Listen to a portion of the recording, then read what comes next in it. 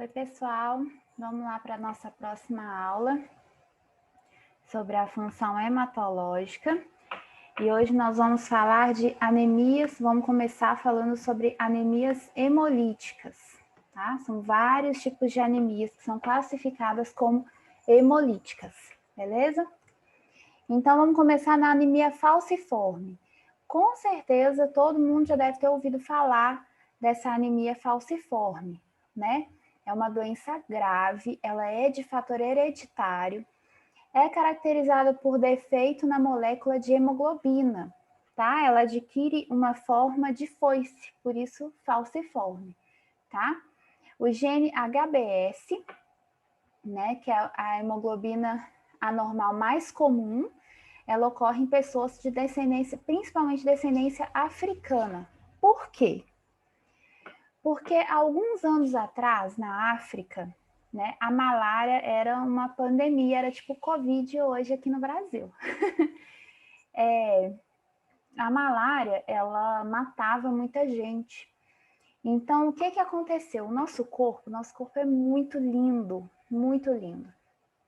Então, o nosso corpo, sabiamente ou não, né, sabiamente, ele fez uma alteração genética, né, na informação que vem do DNA.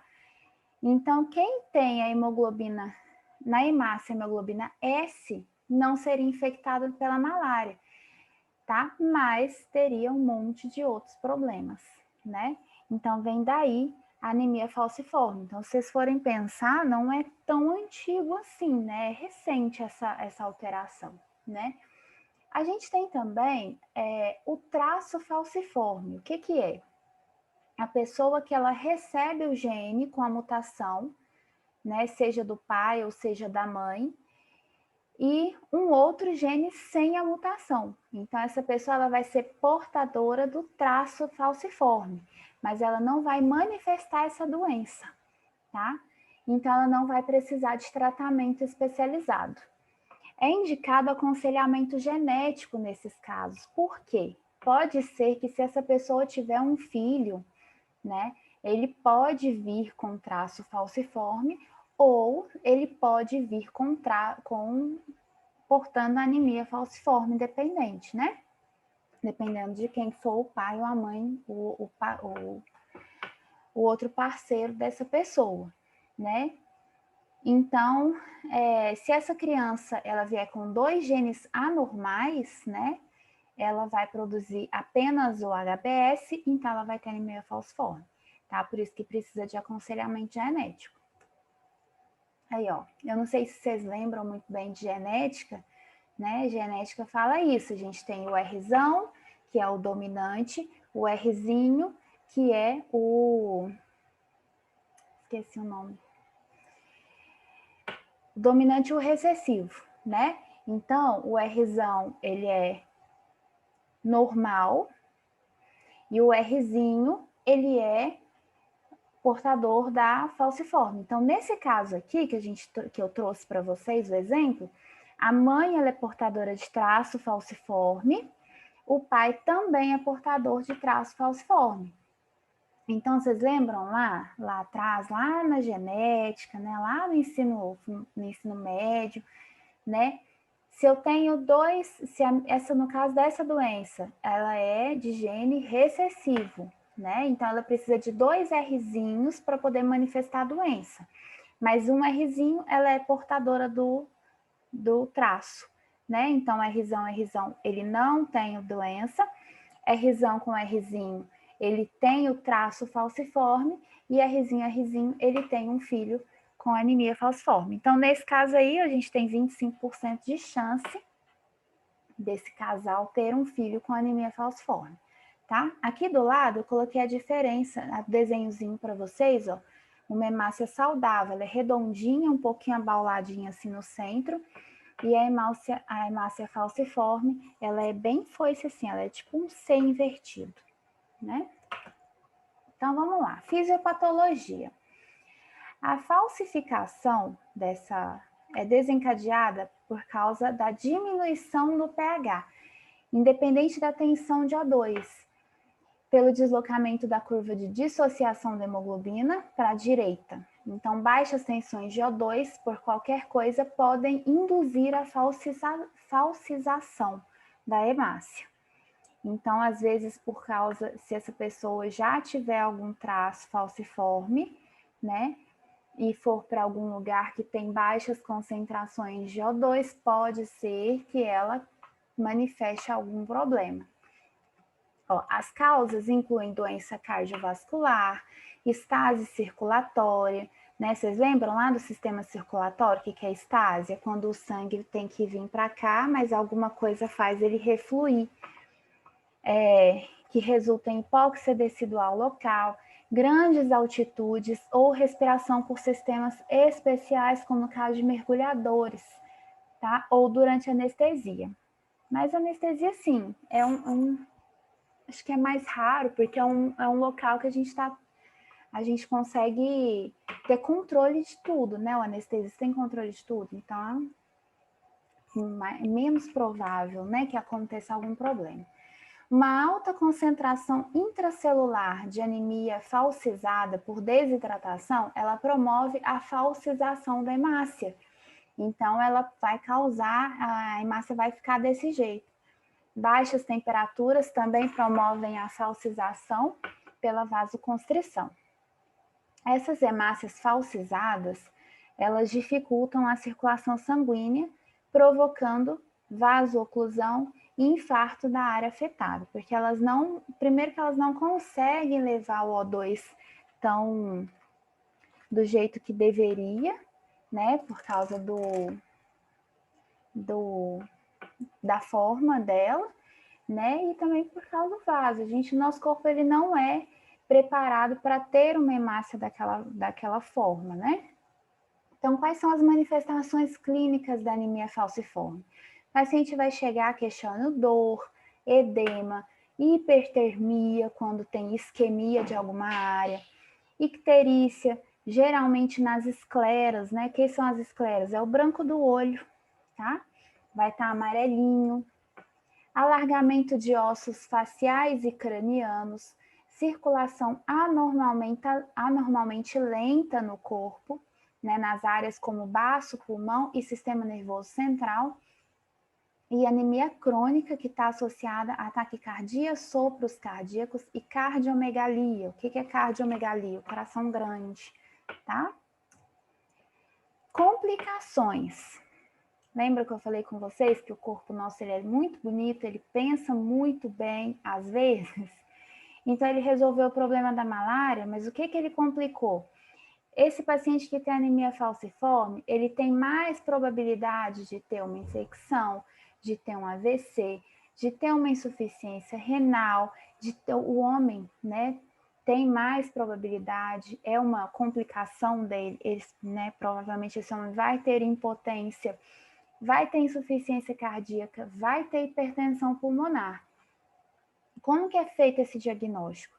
Geralmente, o diagnóstico é feito na infância, por exames hematológicos. Todo mundo faz exames, né?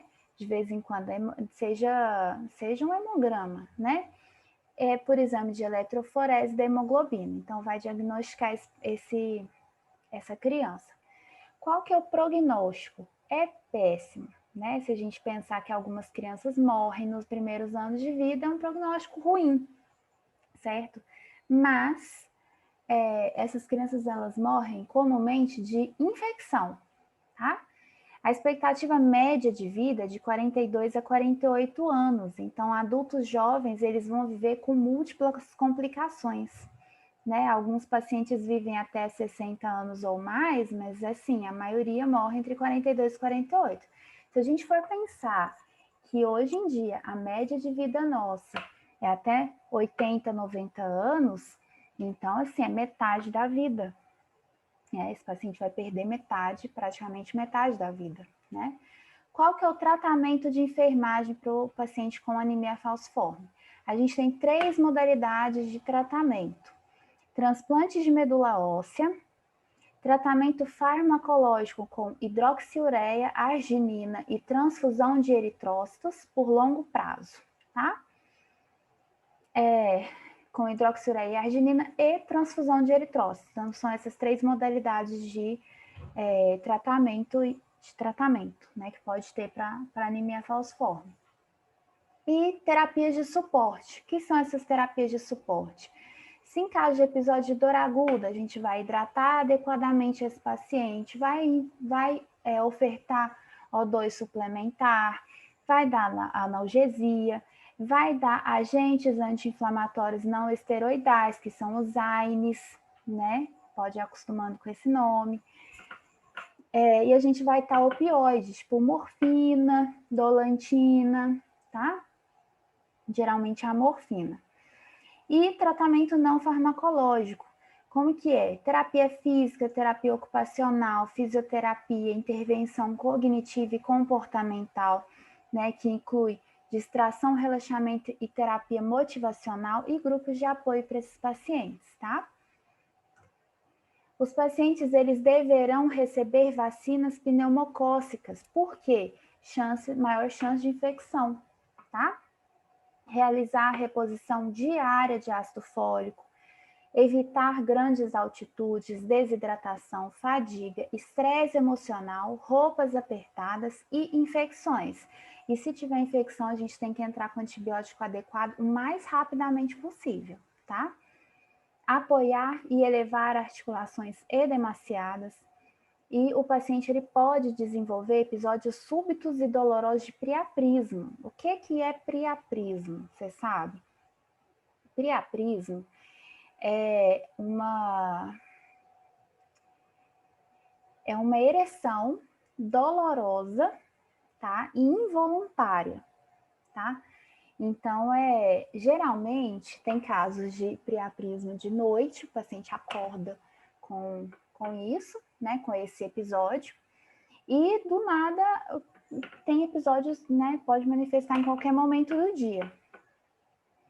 No início da crise, a gente vai orientar esse paciente. Olha, teve uma crise, começou, viu que está começando a crise, então você vai correr no banheiro e vai esvaziar a bexiga.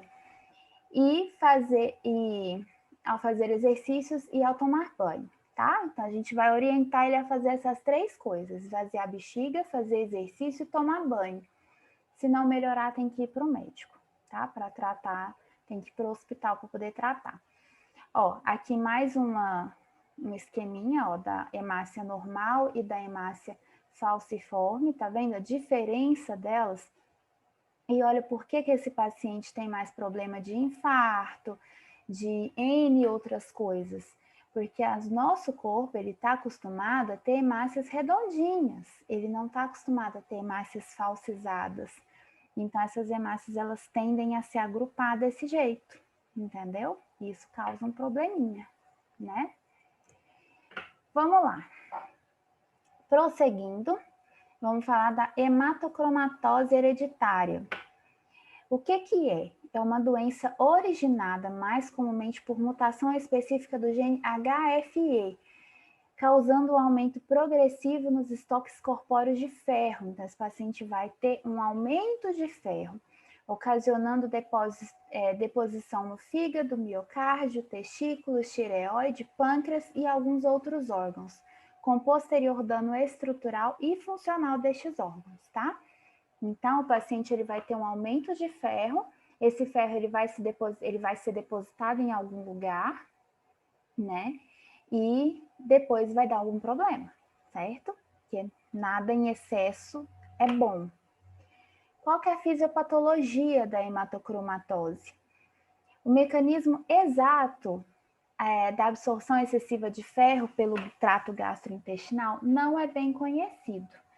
Em condições normais, o nosso trato gastrointestinal ele absorve de 1 a 2 miligramas de ferro por dia. Nos pacientes com hematocromatose, essa taxa aumenta para de 8 a 10 miligramas por dia. Tá vendo? É muita coisa, né? Então, assim, é uma doença idiopática. A gente não sabe de onde que vem isso aí, né? Só sabe que ela é hereditária, mas não sabe como que funciona, né? Manifestações clínicas. A maior parte dos pacientes é assintomática. torna-se assintomática, quer dizer, entre os 40 e 50 anos, sendo as mulheres menos afetadas que os homens por causa das perdas de ferro fisiológicas que a gente tem durante a vida, através de menstruação, gestação, lactação, né? Então a gente perde ferro ao longo da vida, então a gente é menos afetada pela hematocromatose do que os homens que não têm essa perda de ferro mensal no caso da menstruação, tá? Os sintomas mais comuns são fadiga, artralgia, que é dor nas juntas, né? Gente, fugiu o nome. Joelho, cotovelo, vou lembrar o nome e vou falar com vocês. Letargia, que é a sensação de ficar mais lerdo, né? Ficar mais lento. Dor abdominal, perda de peso e diminuição da libido. A pele ela pode estar hiperpigmentada, né, com uma coloração mais bronzeada, e pode acontecer arritmias, miocardiopatias, com resultante de espinéia e edema, tá? Pode ser que apareça um hipotireoidismo, diabetes, hipogonadismo, que é uma atrofia testicular, com libido diminuída e impotência, tá? Então, os homens, nesse caso, eles saem um pouquinho mais em desvantagem do que as mulheres, né? E cirrose hepática. Como que é feito esse diagnóstico? É clínico, tá? Por exames hematológicos, teste genético para hematocromatose, por reação em cadeia de polimerase e biópsia hepática. Tá? Então, o paciente chega queixando alguma dessas coisas, o médico vai pedir exame para poder investigar. Qual o tratamento de enfermagem? Flebotomia ou sangria terapêutica. O que é isso? Remoção do sangue através de uma veia em um programa semanal, de 1 a 2 unidades de sangue, ou quinzenal. Tá? Isso vai depender da indicação, resultando numa diminuição de 200 a 250 miligramas de ferro por unidade de sangue, com duração de alguns meses até de 1 a 3 anos, até que os estoques em excesso de ferro sejam esgotados. Após esse período, as frequências de flebotomia podem ser reduzidas a 1 unidade de sangue a cada vários meses para poder evitar o reacúmulo de depósito de ferro. Então, qual que é o sentido disso aí? A gente vai retirar esse sangue para poder gastar esse ferro que está ali acumulado, né? Para ele poder sair do lugar que ele está ali escondido, né? Vamos dizer assim. E manter isso aí para poder não acumular de novo, né? Que, como eu falei antes, nada em excesso é bom, né? Embora a adoção de dieta pobre em ferro ela não é efetiva e recomendada, ela é importante nos pacientes que os pacientes evitem qualquer insultos adicionais ao fígado, como abuso de álcool, porque se esse fígado ele já está sobrecarregado com o ferro, eu não preciso sobrecarregar ele mais ainda com o álcool, certo? Filhos de pacientes homozigotos para mutação do gene HFE, eles devem ser tipados, eles devem ser triados para mutação. Por quê? Em caso de heterozigose, né? Vocês lembram o que é isso, gente? Vamos voltar lá na genética, né? É uma coisa linda a genética. Homozigoto. Vocês lembram? Vamos voltar aqui, ó. Vou voltar alguns slides para a gente poder pegar de exemplo esse aqui, ó. Rzão, Rzinho. Então, esse paciente aqui, ele é heterozigoto, ele tem dois, né? Dois diferentes. No caso, Rzinho, Rzinho, Rzão, Rzão. Ele é heterozigoto, ele é homozigoto, tá? Então, ele tem um tipo só, tá? De gene. Esses precisam, em caso de heterozigose, eles precisam ser aconselhados, porque eles podem transmitir esses genes para os seus filhos, tá? Então, Se tem homozigose, se esse paciente ele é homozigoto para mutação, ele não precisa ser triado. Se esse paciente ele é ele tem, né, ele descobriu que ele é heterozigoto, né, ele tem que ser triado e os filhos também têm que ser triados, tá? Ó, a diferença de um fígado normal para um fígado com Eita, gente, fugiu. Hematocromatose. Fugiu o nome. Ó, tá vendo? O fígado normal e o fígado com hematocromatose. Olha a cor da pele, tá vendo? Esse aqui parece que estava no sol o dia todo. Esse aqui já tá mais branquinho. E não é porque esse paciente ficou no sol o dia todo, né? Vamos lá para a próxima. Policitemia. O que é policitemia? Quando a gente fala de poli, a gente lembra de aumento, né? Então, policitemia é um aumento, um volume aumentado de glóbulos vermelhos ou dos eritrócitos, tá? Ela pode ser classificada como primária ou secundária. A primária, também chamada de policitemia vera, ou a secundária, chamada de policitemia secundária. Tá? Policitemia vera, né? É a primária. Distúrbio clonal em uma célula precursora hematopoética. Vocês lembram o que é uma célula hematopoética? Uma célula que tem a capacidade de gerar outras células. Não é essa a palavra certa, mas é que tem essa capacidade, né? Multipotente, de rara ocorrência que leva a uma acentuada produção de eritrócitos, leucócitos e de plaquetas, tá? Já a secundária, ela é causada por uma produção excessiva de eritropoietina em decorrência de elevação fisiológica nos níveis do hormônio da eritropoietina, o EPO, em resposta à hipóxia ou à elevação não fisiológica dos níveis desse hormônio, dessa EPO, por produção anormal, tá? Manifestações clínicas. Alteração da viscosidade sanguínea, que causa alteração na microcirculação, porque a nossa microcirculação ela não é feita para ter um sangue grosso, né, com aumento de viscosidade. O sangue ele tem ele tem a viscosidade certa para funcionar, e aumenta o risco de trombose, tanto venosa quanto arterial. Os sintomas eles incluem isquemia digital, cefaleia, alterações visuais, tonteira, zumbido, fadiga, parestesia, hipertensão, epistaxe, que é sangramento do nariz, AVC, infarto, trombose venosa profunda e tromboembolismo pulmonar. Então, é uma doença grave, né? Que manifesta de formas graves, né? O ácido úrico ele pode estar elevado, podendo causar gota, que todo mundo já deve ter ouvido falar de gota, né? E formação de cálculo. Outros problemas comuns são a eritromegalia, né? Que manifesta como dor, eritema e edema, e prurido. Os sinais clínicos são constituição rosada e no de policitemia vera, esplenomegalia. Como que é feito esse diagnóstico? Achados de hemoglobina maior que 17. Vocês lembram o valor normal?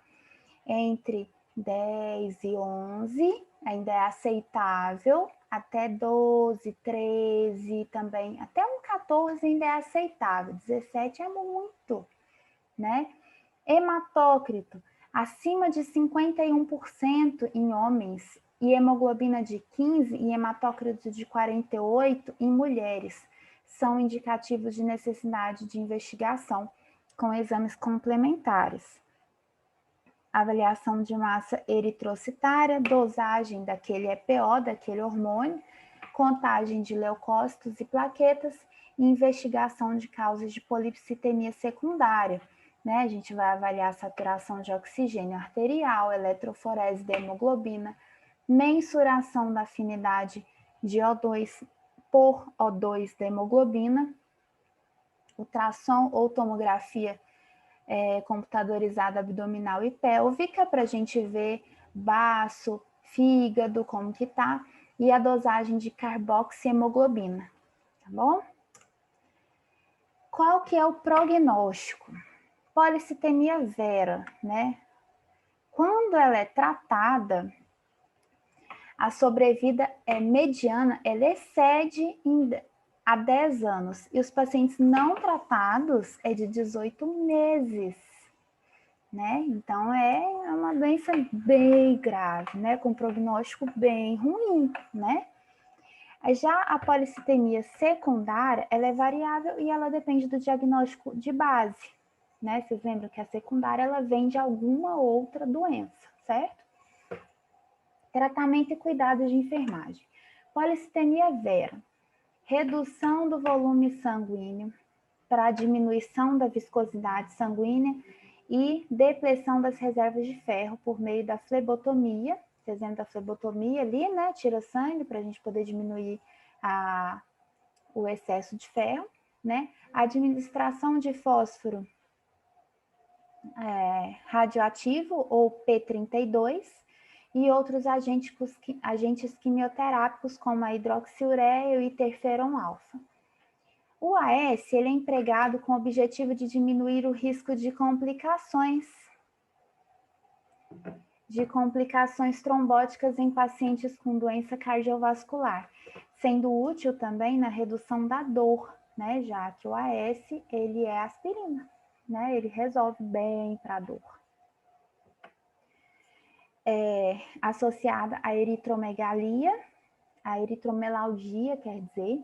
Antihistamínicos também são particularmente efetivos no controle da prurito, né? O alopurinol é usado para evitar crises de gota.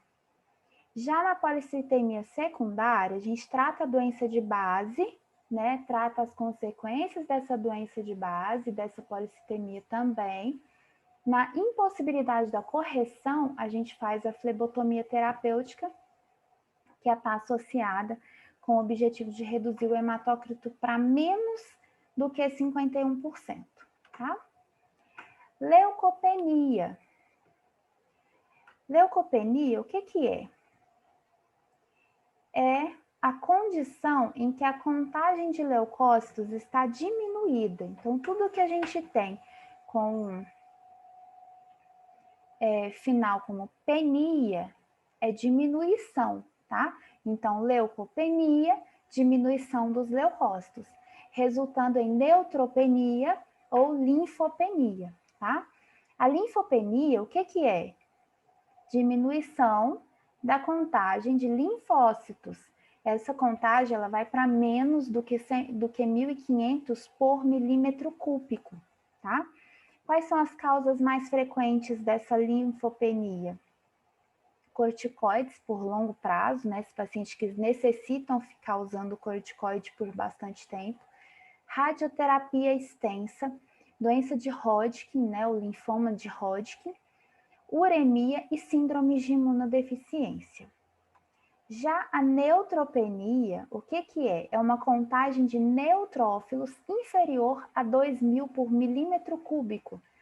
Um paciente com essa condição, ele tem risco aumentado para infecção por fontes tanto exógenas quanto endógenas. Então, esse paciente ele está altamente predisposto a descobrir, a ser infectado por algo, né? Tanto dele mesmo, quanto de alguma fonte externa, tá?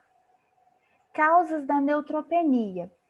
Infecção, seja bacteriana ou seja viral, como HIV, hepatite, influenza.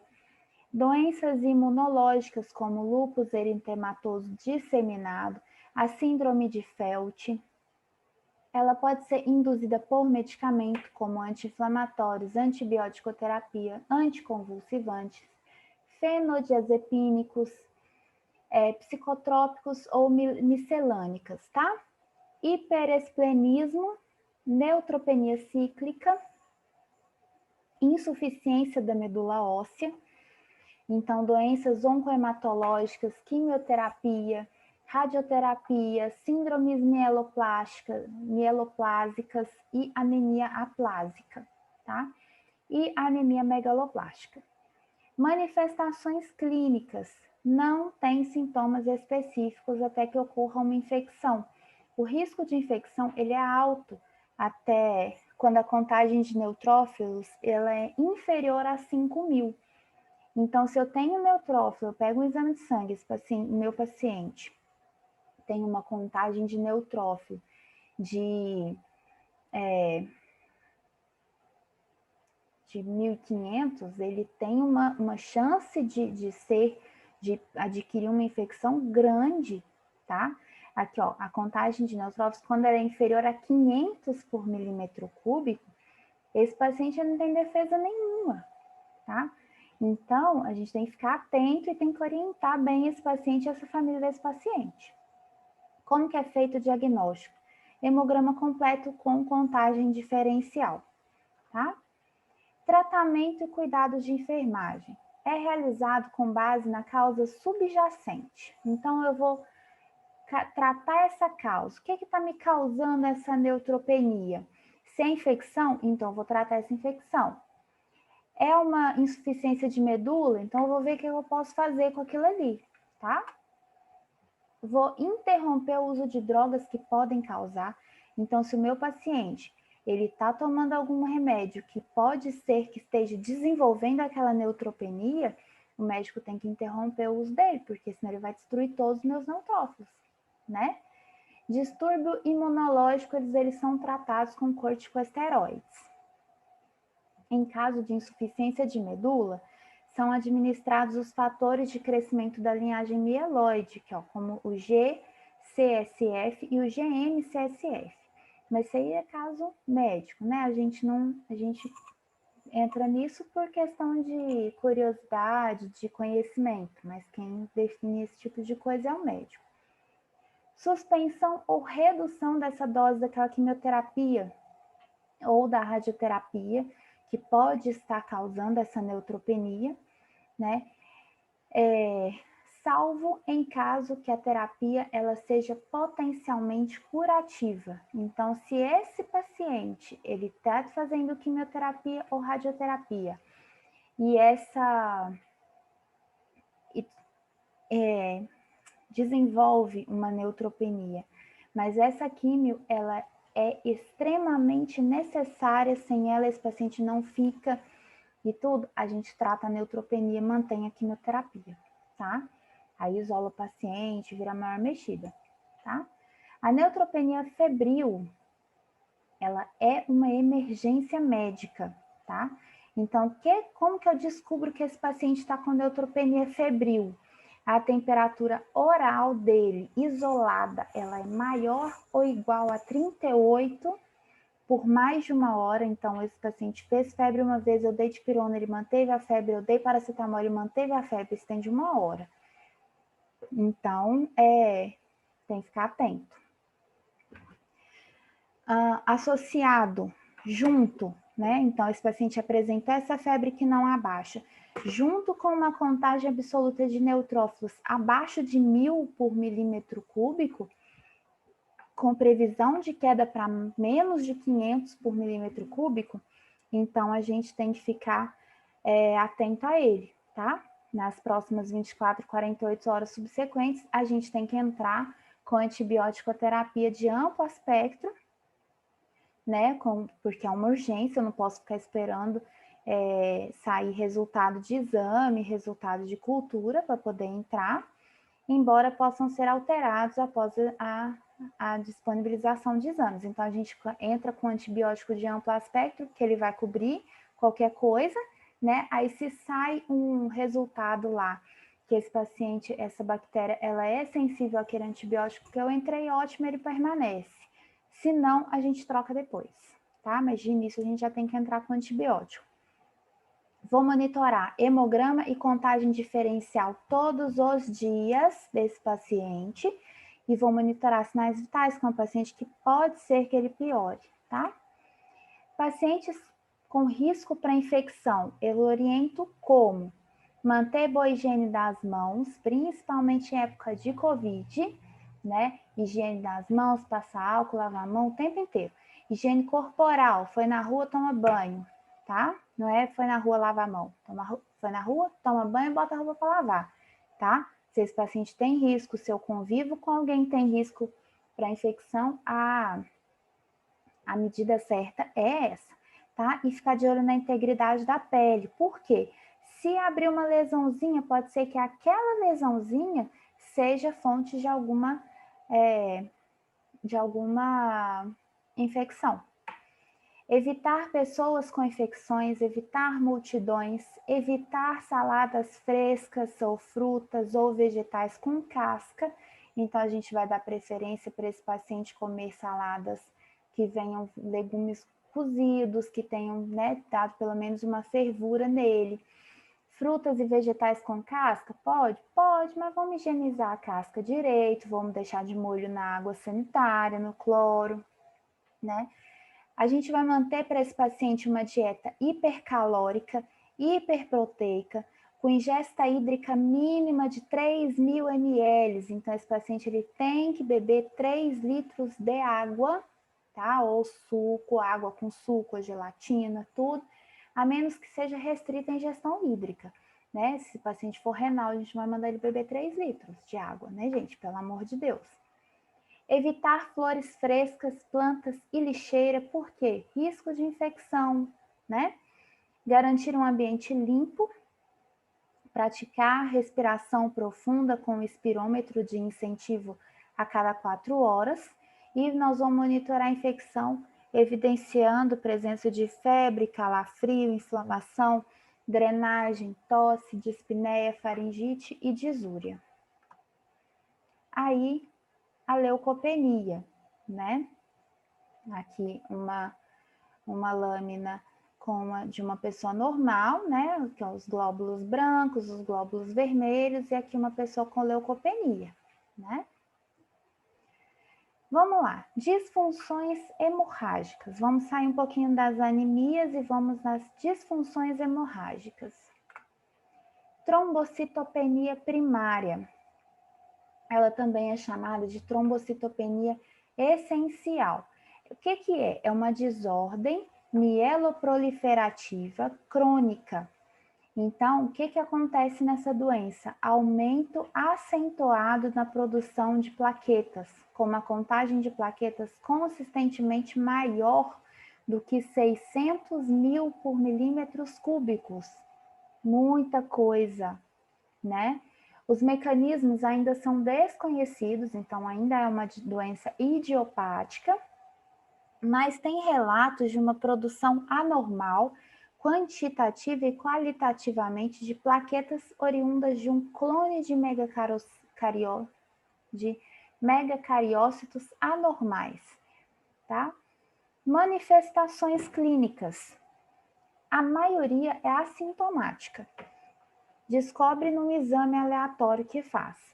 Mas quando tem sintomas, esses pacientes apresentam perda de peso, cefaleia, febre, sudorese, prurido, parestesia de extremidades, distúrbios visuais, eritromelalgia, esplenomegalia, ataques isquêmicos, angina, trombose venosa profunda, sangramento, tipo epistaxe, né, sangramento nasal, gengivorragia, sangramento na gengiva, melena, né, fezes com sangue e hematêmese, vômito com sangue, tá? E abortamento no primeiro trimestre de gestação. O diagnóstico, como ele é feito? O diagnóstico, ele é feito clínico ou por hemograma com plaquetometria, mielograma ou biópsia de medula óssea. Ele tem um prognóstico melhor do que as outras doenças mieloproliferativas por causa da baixa transformação leucêmica, que acontece em menos de 2% dos pacientes não tratados. Quais são os tratamentos e cuidados de enfermagem? A gente entra com terapia com AS, né, que ela objetiva evitar complicações trombóticas em pacientes mais jovens e sem fatores de risco. sem história de doença vascular, sem tabagismo, sem aterosclerose, sem eventos trombóticos prévios. Só que ela é contraindicada em pacientes com história de sangramento gastrointestinal. Então, se esse paciente ele teve um relato de melena, eu não posso entrar com a S, pode ser que piore essa melena. Em pacientes mais idosos, com fatores de risco concomitantes, o tratamento ele precisa ser mais agressivo, tá? Então, como que é feito esse tratamento farmacológico? A gente vai colocar drogas citorredutoras. O que que essas drogas fazem? Elas diminuem a contagem lá da plaqueta, tá? Como a hidroxiureia, a anagrelida e o interferon. A hidroxiureia, ela causa algumas manifestações tóxicas agudas, como citopenias dose-dependentes e menos frequentemente ulcerações orais ou de pernas, outras lesões dermatológicas. A anagrelida, ela apresenta efeitos colaterais como palpitação, cefaleia, edema não cardiogênico e insuficiência congestiva.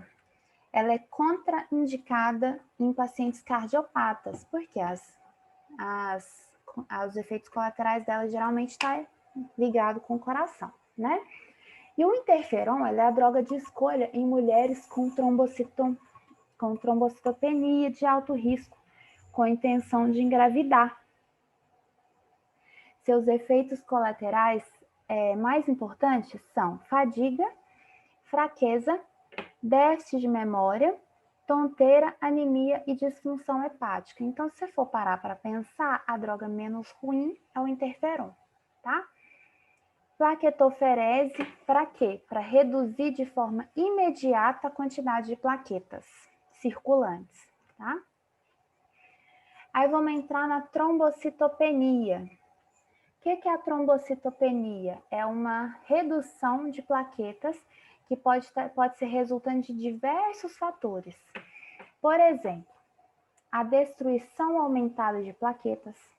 Então, eu tenho uma trombocitopenia induzida por heparina, por exemplo. Aí tem a síndrome de anticorpos antifosfolipídicos, tem a síndrome anticoagulante de lúpus, púrpura trombocitopênica idiopática, infecção, sequestro de plaquetas relacionado a hiperesplenismo e a hipotermia.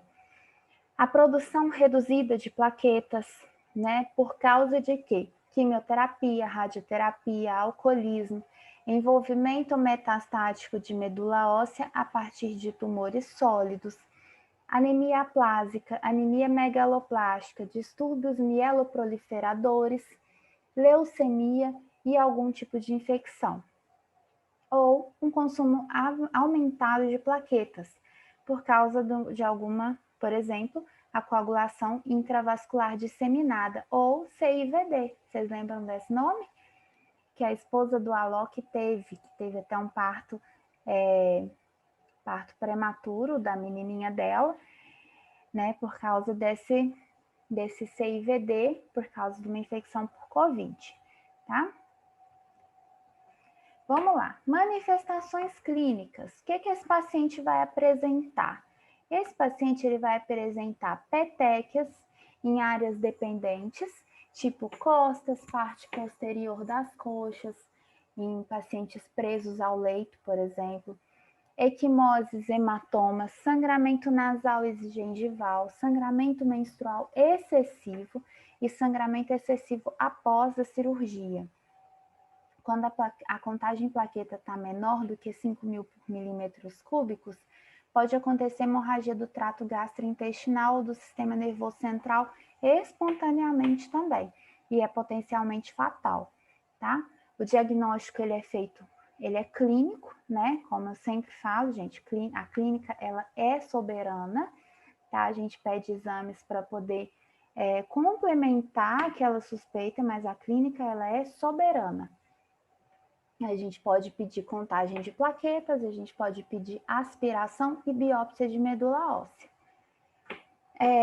Tratamento e cuidado de enfermagem. O que a gente vai fazer com esse paciente? A gente vai tratar a causa subjacente, né?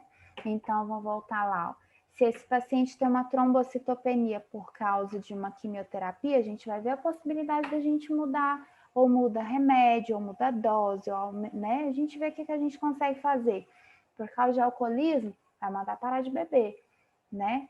Por causa de alguma infecção, nós vamos tratar a infecção, né? Então, a gente vai tratar a causa subjacente, a gente vai realizar transfusões com plaquetas para poder aumentar a contagem de plaquetas, né, desse paciente, vai interromper aquele sangramento que está acontecendo ou evitar mais sangramentos, né, e evitar uma hemorragia espontânea.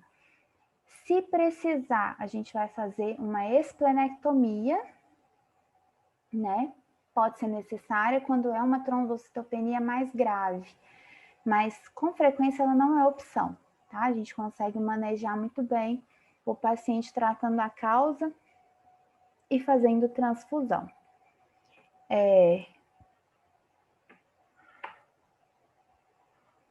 Dependendo da doença de base desse paciente, a esplenectomia, ao invés de ajudar, vai causar mais problema, mais distúrbio hemorrágico. Aqui eu coloquei umas imagens para vocês de um paciente, né, que é um braço e pernas, paciente que tem trombocitopenia, tá? Cheio de manchas, cheio de... Aí a paciente parece todo roxo, você pergunta o que aconteceu, ele não sabe, não foi porque ele bateu, né? E o roxo é diferente, o hematoma ele é diferente, né? Púrpura trombocitopênica idiopática, ou PTI, é um distúrbio hemorrágico adquirido e geralmente ele é benigno, caracterizado por trombocitopenia, né, que a gente acabou de ver, cuja causa, geralmente ela é desconhecida, por isso é uma doença idiopática, né? Embora as infecções virais elas procedam à doença em crianças. Qual que é a fisiopatologia? Etiologia é desconhecida, ela é idiopática, né? Mas reconhece alguns anticorpos, principalmente da classe de IgG. Então, eles estão direcionados a algum antígeno de alguma membrana plaquetária. Uma vez que essa plaqueta ela apresenta um anticorpo aderido à sua membrana, é reconhecida por macrófagos, que estão localizados no baço e em outras áreas, né? E elas são destruídas, esses macrócitos, eles fagocitam essa plaqueta, levando ao menor tempo de vida médio plaquetário e, consequentemente, a contagens menores de plaquetas circulantes. O paciente, ele pode não apresentar sintomas até o início do sangramento. Então, às vezes, esse paciente, ele tá com essa púrpura tem um tempo, mas ele não tem sintoma nenhum, né? A gente não fica fazendo também exame todo dia para poder diagnosticar alguma coisa, né? Ninguém faz isso. Então, às vezes, ele não apresenta sintoma nenhum até o início do sangramento. Mas se apresentar, geralmente apresenta o quê? Peteca, equimose, sangramento mucoso, seja gengival, seja nasal, seja de trato urinário, seja do trato gastrointestinal. E aumento do fluxo menstrual. A gravidade dos sintomas vai depender da contagem de plaquetas. Então, quanto menor a contagem, pior são os sintomas, né? Sendo maior, quando elas são abaixo de 10 mil, tá? Então, quanto menor a minha contagem de plaquetas, mais graves são os meus sintomas, né? Complicações. Sangramento intracraniano em menos de 1% dos pacientes. Então, assim, é uma coisa que a gente tem que preocupar? É, mas acontece pouco, certo, né? Se a gente for pensar, menos de 1% de pacientes. Diagnóstico, como que é feito? Além do diagnóstico clínico, né, que eu vou ver no meu paciente, vou ver ele cheio de peteca, de equimose, relatando sangramento, a gente vai pedir contagem de plaqueta, aspiração e biópsia de medula óssea.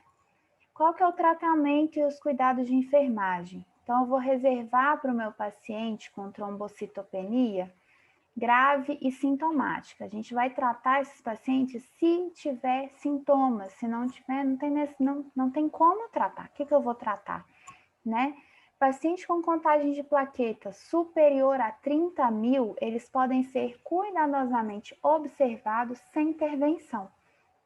Então, mesmo que o meu paciente esteja cheio de petequias, se a contagem de plaqueta dele for 35.000, a gente não vai interferir, a gente vai esperar, tá?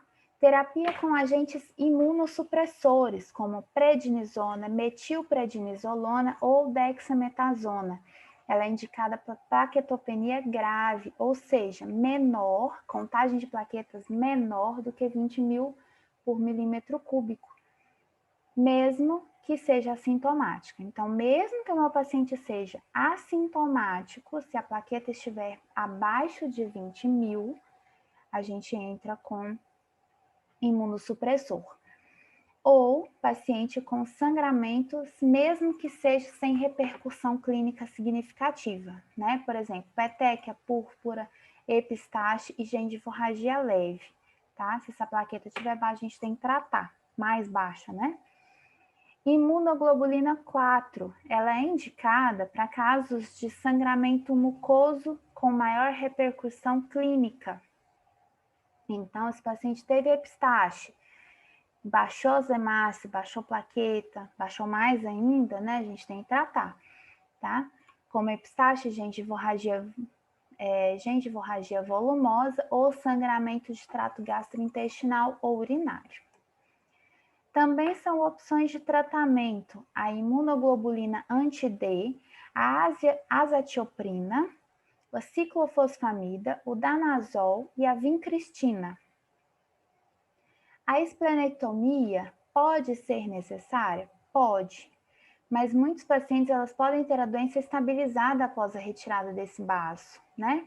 Esses pacientes eles têm que receber vacinas, tá? Tipo a pneumocócicas, a meningocócicas e a da influenza do tipo B, preferencialmente de 2 a 3 semanas antes da cirurgia, se essa cirurgia for agendada, ok? Se ela for de urgência, eu não vou esperar 3 semanas para poder operar esse paciente, que até lá ele morre.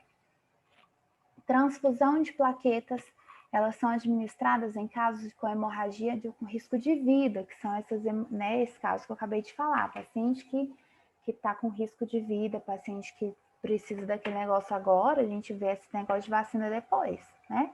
É melhor ele estar lá para receber a vacina do que a gente esperar e ele não tá lá mais, né? Então, os anticorpos antiplaquetários do paciente se ligam às plaquetas transfundidas, fazendo com que elas sejam destruídas, tá? Então, a gente transfunde esse paciente, mas a gente tem que ficar atento, ver o que mais pode fazer por ele, tá? Porque não vai ser essa transfusão de plaquetas, essas plaquetas vão ser destruídas, tá? Monitorar sinais vitais, monitorar sistema neurológico, né? Fazer avaliação neurológica, realizar hemograma completo todos os dias ou enquanto houver sangramento ativo ou a critério médico, tá? Se as contagens de plaqueta for abaixo de 10.000, tá vendo que ela vai diminuindo? Interromper medicamentos que podem introduzir a púrpura trombocitopênica idiopática, como a quinina ou algum medicamento à base de sulfa. Evitar todos os agentes que possam interferir na função plaquetária, como a aspirina ou algum outro AINE, né? Evitar injeções ou medicamentos retais e medições de temperatura retal. Por quê? Sem querer, que eu não vou lesionar esse paciente porque eu quero, né? Mas pode ser que sem querer, na hora de eu fazer um clister, por exemplo, né? De eu fazer uma lavagem intestinal nesse paciente, às vezes aquela sonda ela vai dar uma triscadinha assim, ó, e vai começar a sangrar e não vai parar mais. Isso dá ruim. Às vezes um negócio que não precisava, né? Dá ruim. Dá muito ruim. Ensinar o paciente a escovar usar escova de dente com cerdas macias, tá? E evitar a aplicação de fio dental. Ah, Yasmin, mas a dentista falou que tem que passar todo dia. Tem que passar fio dental todo dia, preferencialmente depois que você come, né? Mas se você tem a plaqueta diminuída, se você está com risco de sangramento, se você, né? Para que a gente vai passar fio dental todo dia, né? A gente vai passar fio dental quando precisar mesmo, que não puder ficar sem. E escova de dente de cerdas macias, tá? E sem arregaçar a escova no dente, tá? A gente vai ensinar esse paciente a escovar o dente corretamente, tá? E aconselhar o uso de barbeador elétrico também, ao invés de lâmina, vai usar o barbeador elétrico.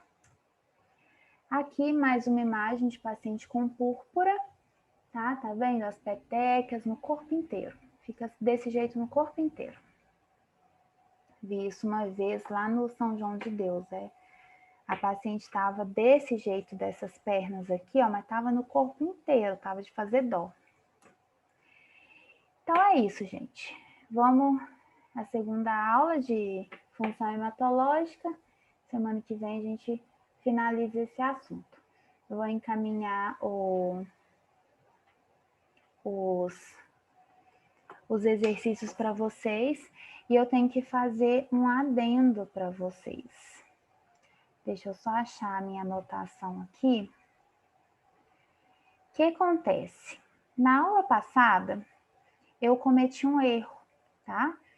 Quando a gente estava falando das anemias, elas serem classificadas como hipoproliferativas, hemolíticas ou por sangramento, eu escrevi no slide da aula hiperproliferativa. Eu preciso que vocês corrijam essa informação, tá? Não é hiper, é hipo. Então, essa é hipoproliferativa, tá? Então, desculpa pelo erro. Qualquer coisa, eu estou à disposição, ok? A questão do exercício também já foi consertada, tá bom? Vou anular ela para todos. Então, até a próxima aula na semana que vem e boa noite.